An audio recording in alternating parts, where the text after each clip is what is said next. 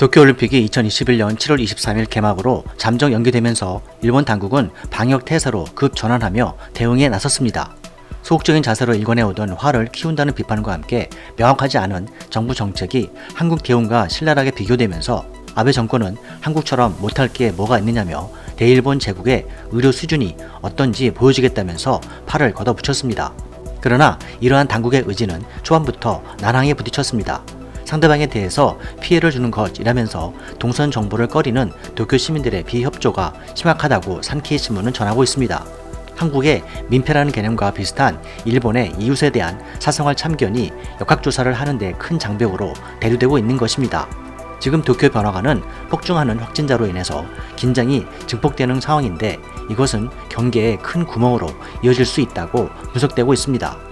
보건당국은 관련법에 따라서 증세가 나타나는 2주 전부터 주변 사람들의 경로 파악을 필히 해야 하지만 강제성이 없다 보니 소독이라든지 밀접 접촉자들에게 추적 검사 등을 통해서 확대 예방 조치가 실제 현장에서 전혀 수행되지 못하는 것입니다. 이러한 문제는 상당수가 밀집되어 있는 한밤중의 도쿄 번화가일수록 더욱 어렵다고 전해집니다.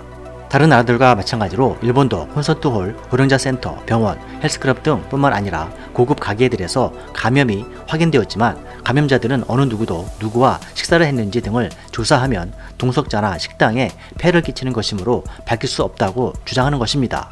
해당 가게가 확인되더라도 주인은 증상이 있는 사람은 없었다, 없다 이런 식으로 운영에 피해가 되니 조사로 오지 말라라며 버티기 때문에 도쿄도에서는 예기치 않은 이러한 난감한 상황에 이러한 곳들이 많아지게 되면 연쇄적인 확산은 시간 문제라는 매우 심각한 상황에 놓이게 됐습니다. 방역에 대한 현장의 문제가 대두되자 일본 언론들은 굳이 한국의 사례는 거론하지 않으면서 이스라엘과 중국 등을 언급하며 휴대전화 위치 정보를 이용해 추적 동선을 파악하고자 논의하는 등 전문가들은 필요하다면 일본의 총리가 대국민 호소를 해야 한다는 견해도 나타나고 있습니다. 급증하는 확산세에 뒤늦게 아베 정부가 대응에 나서고 있지만 정작 협조가 필요한 3천만 명 도쿄도에 복병이 있었던 것입니다. 일본 사회에 오랫동안 자리잡고 있는 이웃에 대한 침묵 문화가 사태를 키우는 큰 장벽이 되면서 또 다른 대규모 감염이 우려되고 있습니다. 이상 미스터톨프TV였습니다. 시청해주셔서 감사합니다.